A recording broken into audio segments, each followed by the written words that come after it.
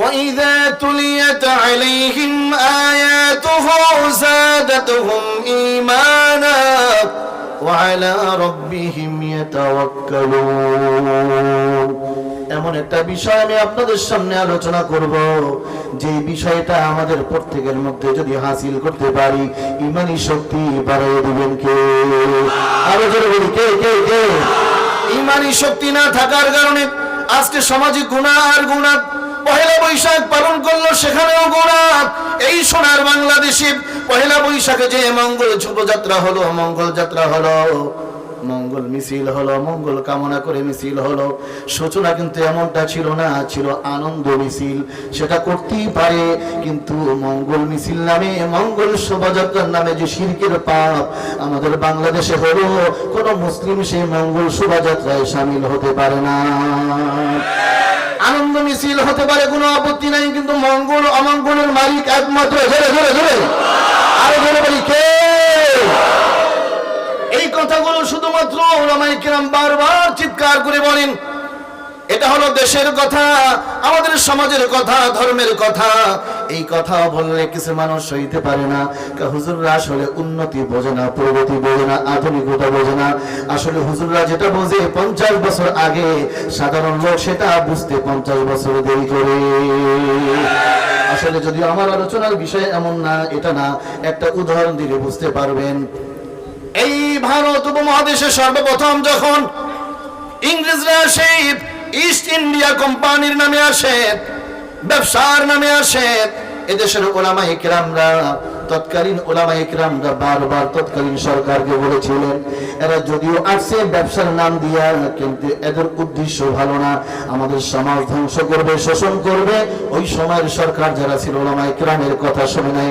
একটা পর্যায়ে দেখা গেল ওই ইংরেজরা প্রায় 200 বছর আমাদের দেশ দখল করে তারা শোষণ করেছিল, শাসন করেছিল। শুধু তাই না, এই বাংলাদেশের কথা বলি, আমাদের সমাজের কথা বলি, বিরাট কারিতাস নামে যখন পাড়া মহল্লায় হুন্ডায় মেয়েরা এসে সুদে টাকা দেওয়া শুরু করলো, এদেশের উলামায়ে কেরামরা, আমার মনে আছে আমি নিজেও তখন বিভিন্ন বাড়িতে বাড়িতে আমার উস্তাদদের সাথে বাড়িতে বাড়িতে মাহফিলে গিয়েছিলাম। এই এলাকায়ও তখন ছোটবেলা ধর্মাদি মাদ্রাসায় পড়তাম, এলাকায়ও কয়েক জায়গায় এসেছিলাম, বাড়ি বাড়ি মাহফিল হয়েছিল। উলামায়ে কেরামরা বলেছিল, শোনো ভাই, ও বোন শোনো, সুদে টাকা নিও না, সুদে টাকা নিও না, তোমার জীবন ধ্বংস হবে, তোমার জীবন ধ্বংস হবে, ঈমান ধ্বংস হবে। ওই সময়ের সরকারি লোকজন, বাজারও জনগণ ছিল, অনেকেই তারা শুনে নাই। উলামায়ে কেরাম তারা অগ্রগতি বোঝে না, প্রগতি বোঝে না। একটা সময় দেখা গেল ঘরে ঘরে সুদের কারবার শুরু হয়ে গেল। সুদের টাকা কিস্তি পরিশোধ না করতে পেরে কত মানুষ আত্মহত্যা পর্যন্ত করলো, ঘরের টিন পর্যন্ত খুলে নিয়ে গেল সুদের কিস্তি না দেওয়ার কারণে। কথা জোরে বলেন, ঠিক না বেঠিক? আর একটি কথা বললে বুঝতে পারবেন, এই সোনার বাংলাদেশে যখন ফেসবুক চালু হয়, ফেসবুক চালু হয়, তৎকালীন উলামায়ে কেরামরা সরকারের সাথে বারবার বৈঠক করে বলেছেন, ফেসবুক সম্পর্কে আমরা যতটুকু আইডিয়া নিয়েছি, ধারণা নিয়েছি, ফেসবুকটা এত ওপেন করা ঠিক হবে না। এর দ্বারা আমাদের সমাজের চারিত্রিক অবনতি দেখা দিবে, যুব সমাজ ধ্বংস হয়ে যাবে, মানুষের কর্মমুখী মানুষগুলো কর্মহীন হয়ে যাবে, মানুষগুলো আস্তে আস্তে করে তারা নির্গুণী কর্ম হয়ে যাবে, কাজের প্রতি আগ্রহ থাকবে না, যুব সমাজ ধ্বংস হয়ে যাবে। উলামায়ে কেরামরা বারবার সরকারের এমপি মন্ত্রীর সাথে সাক্ষাৎ করে বলেছেন, এরকমের ফেসবুকগুলো ওপেন করা ঠিক হবে না। তৎকালীন যারা মন্ত্রী ছিলেন তারা অনেক ঠাট্টা করেছেন আর বলেছেন, উলামায়ে কেরামরা উন্নতি বোঝে না, প্রগতি বোঝে না, আধুনিকতা বোঝে না। আল্লাহর কুদরত যেই লোকগুলো বলেছিল উলামায়ে কেরামরা প্রগতি বোঝে না, আধুনিকতা বোঝে না, সেই লোকগুলো 12-13 বছর পরই তাদের জবান থেকে বের হইতেছে, এই বাংলাদেশে যতগুলো সংসার ভাঙ্গে সারাসারি হয় 100-র মধ্যে 90টাই হয় ফেসবুকের কারণে। তাহলে উলামায়ে কেরাম যেটা 10 বছর আগে বুঝলো, ওই এমপি মন্ত্রীরা তারা বুঝলো 10 বছর পরে। এখন তাদের মুখ থেকে আলোচনা হয় ফেসবুকটা বন্ধ করা দরকার। বলতেছিলাম, ওয়াইদা তুলিয়াত আলাইহিম আয়াতুহু যাদাতুহুম ঈমানা। এমন একটা আমল যদি আমরা করতে পারি, ঈমানি শক্তি বেড়ে যাবে। ঈমানি শক্তি যদি বেড়ে যায়, গুনাহের কোনো আকর্ষণ তার মধ্যে থাকবে না। যতই লোভ আসুক না কেন, বাতিলের সামনে কখনো মাথা নত করবে না। ওই কাজটার নাম কি? তার আগে তিনটা প্রশ্ন। বলেন বলেন, কয়টা প্রশ্ন? সবাই বলেন, কয়টা প্রশ্ন? নাম্বার 1, আমরা সবাই তো গুনাহগার। যদি বলি এই দুনিয়াতে বেশি দাম কার, অনেকেই বলবেন টাকা আছে যার, বড় বাড়ি টাকার, টাকা আছে যার, উন্নত গাড়ি টাকার, টাকা আছে যার। দুনিয়াতে টাকার দাম, চক্ষু বন্ধ হয়ে গেলে টাকার কোনো দাম হবে না। কার নেকি তার, কার নেকি কার নেকি। দুনিয়াতে যার যত টাকা তার তত দাম, চক্ষু বন্ধ হয়ে গেলে যার যত নেকি তার তত দাম। নেকি অর্জন করার সব থেকে সহজ মাধ্যম কি? এই গেল একটা প্রশ্ন। নাম্বার 2 হলো, আমাদের প্রত্যেকের জীবনে তো গুনাহ আছে, পাপ আছে। এমন একটা লোক এখানে দাঁড়িয়ে বলতে পারবো না আমার জীবনে কোনো পাপ নাই, গুনাহ নাই। এমন কোন লোক এখানে আমরা দাঁড়িয়ে বলতে পারবো না। গুনাহ ক্ষমা পাওয়ার, গুনাহ থেকে মুক্ত হওয়ার, গুনাহ থেকে মুক্ত হওয়ার, গুনাহ থেকে এভাবে নিষ্পাপ হওয়ার সব থেকে সহজ মাধ্যম কি? নাম্বার 3 হলো, আল্লাহ আমাদের আসল মালিক। মালিকের সাথে যদি ভালো সম্পর্ক থাকি, যে কোনো সময় আল্লাহ আমাদেরকে ক্ষমা করতে পারেন। দুনিয়ার কোনো সাধারণ কর্মী বা এলাকার কোনো সাধারণ মানুষ, তার সাথে যদি নেতার সাথে ভালো সম্পর্ক থাকে, সে যদি কোনো অন্যায় করে, নেতার সাথে যদি ভালো সম্পর্ক থাকে, নেতায় বিচার করে না, তাকে একটু পার পড়িয়ে দেওয়ার চেষ্টা করে। ঠিক কিনা? জোরে বলেন একটু। কারো ক্ষেত দিয়ে হেঁটে গেলেন, ক্ষেত দিয়ে হেঁটে যাওয়ার সময় দেখেন সুন্দর সুন্দর টমেটো ক্ষেতের মধ্যে আছে। আপনি বুঝতে পারলেন আপনার বন্ধুর ক্ষেত, আপনার বন্ধুর লাগানো টমেটো। বন্ধু 10টা টমেটো নিজে ছিল, 3টা ক্ষেতের মধ্যে বসে খাইল, আর 7টা টমেটো ক্ষেতের মধ্যে বসে ছিঁড়ে ব্যাগের মধ্যে করে বাড়ির মধ্যে নিয়ে গেল। এই হলো বন্ধুর ঘটনা। আর একজন লোকের সাথে ভালো কোনো সম্পর্ক নাই, সেও টমেটো ছিল। মালিক যদি শোনে যার সাথে তার সম্পর্ক নাই, সে যদি টমেটো ছিঁড়ে, মালিক নাখুশ হয়ে যাবে, খুশি হবে না। আর যদি শোনে আমার বন্ধু 10টা টমেটো ছিল, 7টা বাড়িতে নিয়ে গেল, 3টা সে মজা করে খাইল। বন্ধুর সাথে যদি ভালো সম্পর্ক থাকে, জমির মালিকের সাথে ভালো সম্পর্ক থাকে, আর যদি শোনে তার বন্ধু টমেটো নিয়ে গেছে, খুশি হবে না বেজার হবে? বলেন না, খুশি হবে না বেজার হবে? আমাদের আসল মালিক আল্লাহ। এই জীবনে চলতে গিয়ে গুনাহ হয়ে থাকে, আল্লাহর কাছে ক্ষমা পাওয়ার জন্য সহজ মাধ্যমটা কি? আল্লাহর সাথে সম্পর্ক খুব গাঢ় করার সহজ মাধ্যমটা কি? নাম্বার 1 হলো নেকি অর্জন করার সহজ মাধ্যম কি? নাম্বার 2 হলো গুনাহ থেকে মুক্ত হওয়ার, গুনাহ ক্ষমা পাওয়ার সহজ মাধ্যম কি? নাম্বার 3 হলো আসল মালিক মহান আল্লাহ তাআলার সাথে আমার আপনার ভালো সম্পর্ক করার সহজ মাধ্যম কি? এই 3টা প্রশ্নের একটা জবাব, তার নাম হলো কোরআন তেলাওয়াত। আল্লাহু আকবার করে বলি, কোরআন তেলাওয়াত করা। ডাক্তার বানাবার জন্য, ব্যারিস্টার বানাবার জন্য, জজ বানাবার জন্য যেই পরিমাণ মেহনত করলেন, ও ভাই, ও মুরব্বি, কথাগুলো মনোযোগ দিয়ে শুনতে হবে। এই দুনিয়াতে কি রেখে যাবেন? সব থেকে বড় সম্পদ হলো ওয়ালাদুন সালেহ, নেককার সন্তান। আপনার সন্তান যদি আল্লাহর কোরআনই পড়তে না পারে, কেমন নেককার সন্তান হবে? কোরআন যদি নাই পড়তে পারে, নামাজ কেমনে পড়বে? নামাজের মধ্যে যতগুলো ফরজ আছে, একটি অন্যতম ফরজ হলো কোরআন তেলাওয়াত করা। কোরআনই তো শিক্ষা দিলেন না, কি আপনি সফল কাম হলেন? আল্লাহর কোরআনই তো শিক্ষা দিলেন না। কোরআন শরীফ এমন কিতাব যা তেলাওয়াত করলেও সওয়াব। কোরআন শরীফ এমন কিতাব যার সাথে সম্পর্ক কায়েম করলেও সওয়াব। কোরআন শরীফ এমন কিতাব যার তেলাওয়াত শুনলেও সওয়াব। এই হাদিসখানা সবাই হয়তো জেনে থাকতে পারেন। রহমতের নবী বলেন, কেউ যদি কোরআনের একটা হরফ উচ্চারণ করে, কয়টা কয়টা কয়টা? সবাই বলেন না, কয়টা? কেউ যদি একটা হরফ উচ্চারণ করে, মহান আল্লাহ তাআলা তাকে একটা না, দুইটা না, এক হরফের বিনিময়ে মহান আল্লাহ তাকে 10টা নেকি দান করবে। সাহাবীরা বললেন, ইয়া রাসূলুল্লাহ, কেউ যদি আলিফ লাম মিম পড়ে, তাহলে আল্লাহ তাআলা কিভাবে নেকি দান করবেন? নবীজি বলেন, সাহাবীরা শোনো, মহান আল্লাহ তাআলা তাকে 330 নেকি দান করবেন। কেউ যদি কোরআন শরীফ তেলাওয়াত শুনে, আপনার নাতিকে মাদ্রাসায় ভর্তি করে দিলেন, আপনি নিজে কোরআন পড়া পারেন না, আস্তা কাঠি জাজিয়া মাদ্রাসায় আপনার সন্তানকে ভর্তি করে দিলেন। এখন তো অনেক লোক মাদ্রাসাও ভালো কামনা করে না, প্রত্যেকটা মহল্লায় মাদ্রাসা হওয়া দরকার। আর বর্তমান সমাজে যেই পরিমাণে বদ্দিন ছড়াইতেছে, মহল্লায় না বরং প্রত্যেকটা বাড়ির সামনে এক একটা মক্তব মাদ্রাসা হওয়া দরকার। কারণ হলো সবার ডাক্তার হওয়া ফরজ না, সবার ইঞ্জিনিয়ার হওয়া ফরজ না, সবার মুফতি হওয়া ফরজ না, সবার হাফেজ হওয়া ফরজ না, কিন্তু ধর্ম শিক্ষা সবার জন্য সুন্নাত। বলেন বলেন কি? সবাই বলেন নাকি? তলাবুল ইলমি ফরিদাতুন আলা কুল্লি মুসলিমিন ওয়া মুসলিমাত। ইলমি দ্বীন শিক্ষা করা প্রত্যেক মুসলমান নর নারীর উপরে ফরজ। তাহলে যেই সকল পিতামাতা সন্তানকে ধর্ম শিক্ষা না দিয়া, কোরআন শিক্ষা না দিয়া, নামাজ শিক্ষা না দিয়া সন্তানকে দুনিয়া শিখাইল, এই সব পিতামাতা সন্তানের হক নষ্ট করলো। হাসরের ময়দানে এই সন্তানের হক নষ্ট করার কারণে পিতামাতারা জাহান্নামে জ্বলতে হবে। কারণ হলো সন্তানের হক আদায় করে নাই। একটা প্রাসঙ্গিক কথা মনে পড়ে গেল। খলিফা হযরত ওমর রাদিয়াল্লাহু তাআলা আনহু মসজিদের মধ্যে বসা।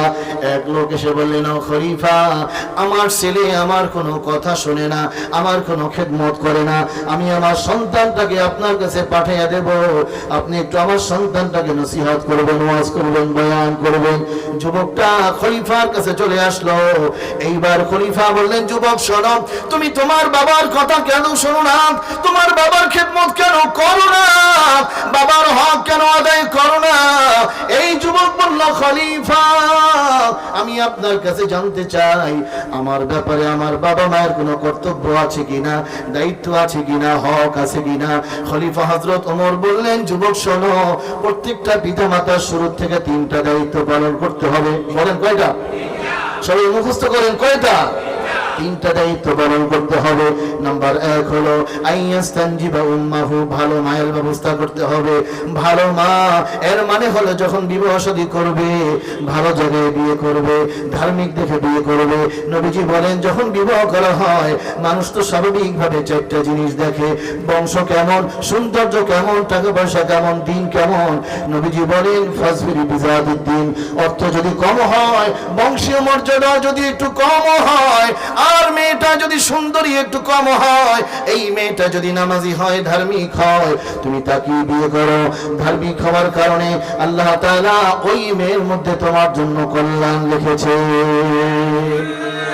এখন তো আর সেই দৃশ্য দেখা যায় না। ছোটবেলা দেখতাম যখন কেউ মেয়ে দেখতে যায়, মেয়েটাকে জিজ্ঞাসা করে একটা সূরা বলেন তো, একটু কোরআন তেলাওয়াত করেন তো। এখন আর সেই সুযোগ নাই। মেয়ে দেখাতে কি হয় পার্কে, আর এখন দেখা দেখি তো সুযোগ নাই, বরং বিয়ের আগে তারা নিজেরা পছন্দ করে তারা ঘোরাফেরা করে, হানিমুনে যায়, এরপরে উভয়ের মধ্যে সম্পর্ক ভালো হলে বিয়ে করে। সমাজ আজ কোথায় চলে গেল? শান্তি আসবে কিভাবে? আল্লাহ তাআলা যেন আমাদের সবাইকে পরিপূর্ণ হেদায়েতের উপরে চলা সহজ করে দেন। সকলে বলি আমিন। আরো জোরে সরে বলি আমিন। খলিফা বললেন, যুবক শোনো,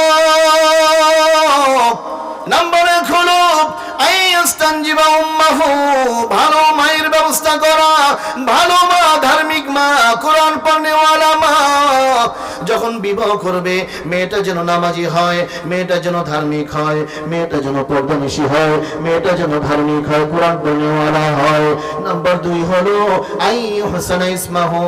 এইবার খলিফা বলছেন, যুবক শোনো, 2য় নম্বরে দায়িত্ব হলো ওই বিয়ে করার পর আল্লাহ তাআলা যখন সন্তান দান করবেন, সুন্দর একটা নাম রাখা। আইয়ুহসানা ইসমাহু, সুন্দর নাম রাখা। সেন্টু, মন্টু, কাজল, পাবেল, রাজীব, রনি, জনি, অন্না, বন্যা, জন্না, নদী, বৃষ্টি, এই নামগুলো চলবে না। মুসলমানের নাম হতে হবে সুন্দর নাম।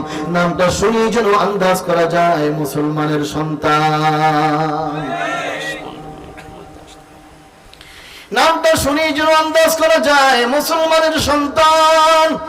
এজন্যই সন্তানকে মাদ্রাসায় দেওয়া, সবার আগে ধর্ম শিক্ষা দেওয়া, দিন শিক্ষা দেওয়া।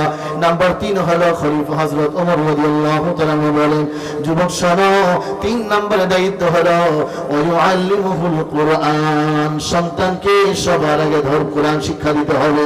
3টা কাজ, আইয়ুহসানা আইয়াস্তানজিবা উম্মাহু, ভালো মায়ের ব্যবস্থা করা। নাম্বার 2 হলো আইয়ুহসানা ইসমাহু, আল্লাহ তাআলা যখন সন্তান দান করবেন সুন্দর একটা নাম রাখা। নাম্বার 3 হলো ওয়াইআলিমুহুল কুরআন, সন্তানকে সবার আগে কোরআন শিক্ষা দেওয়া।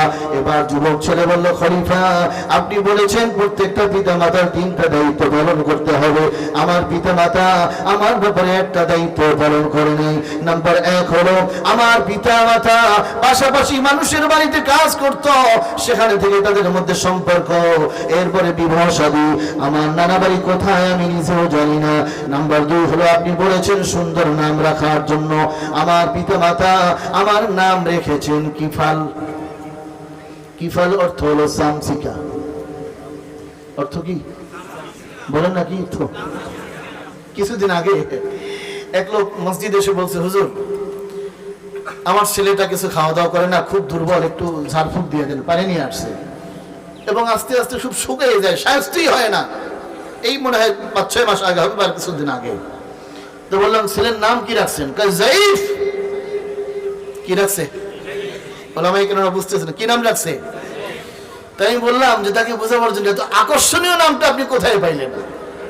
এখন যেহেতু বলছি আকর্ষণীয়, সে মনে করছে হুজুর মনে হয় খুব খুশি হয়েছে নামটা শুনে, যেহেতু আকর্ষণীয় নামটা কোথায় পেলেন? আমি আর আমার ওয়াইফ ইন্টারনেট থেকে নামটা চয়েস করেছি, চুজ করেছি। কিসের থেকে বলেন না? কিসের থেকে? মিস্টার ইন্টারনেট সমাজে আছে? বলেন আছে? এই যে আরেক সমস্যা দেখা দিয়েছে, এখন মানুষ আলেমদের কাছে না গিয়ে ইন্টারনেট থেকে সার্চ করে, আমি তো হাদিস নাম্বার পাইছি, এইটা পাইছি, এই যে ইন্টারনেট থেকে। এই ইন্টারনেটের পিছনে ঘাটাঘাটি করতে গিয়ে মানুষ যে কি পরিমাণ গোমরাহ হচ্ছে, দিন শিখবেন সরাসরি ওলামায়ে কেরামের থেকে। কি রাজি সবাই ইনশাআল্লাহ? রাজি সবাই ইনশাআল্লাহ? আচ্ছা, জিজ্ঞেস করলাম যে নাম কি জয়ীফ তো নাম রাখলেন? আমি আমার স্ত্রী ইন্টারনেট থেকে আমরা চুজ করেছি, চয়েস করেছি। ও ভালোই তো। তো নামের অর্থ কি? অর্থ তো আর খেয়াল করিনি, বাকি জয়ীফ নামটা একটু সুন্দর লাগে, ছোট নাম, অর্থ জানার দরকার আছে কি নেই? তাই আমি বললাম জয়ীফ অর্থ, এই নাম তো চেঞ্জ করতে হবে, আপনার নাম রাখা যাবে না। এইবার মন খারাপ করে বলছে যে আগে বলছিলাম এত আকর্ষণীয় নামটা, এখন বললাম যে নামটা তো চেঞ্জ করতে হবে। আমি বললাম যে জয়ীফ অর্থ তো দুর্বল। কি হুজুর? সেই জন্যই মনে হয় আমার ছেলেটা যেমন খায় না, শুকাইতেই যায়।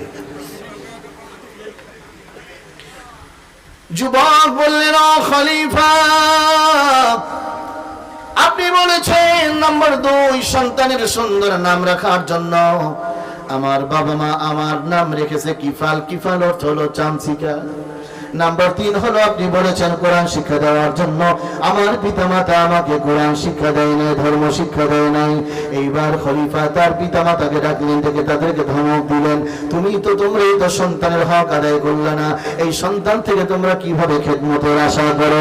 প্রিয় ভাই, আমাদের সিদ্ধান্ত নিতে হবে, সন্তানকে সবার আগে ধর্ম শিক্ষা দেবো, কোরআন শিক্ষা দেবো, দ্বীন শিক্ষা দেবো, সন্তানকে আলেম বানাবো, হাফেজ বানাবো।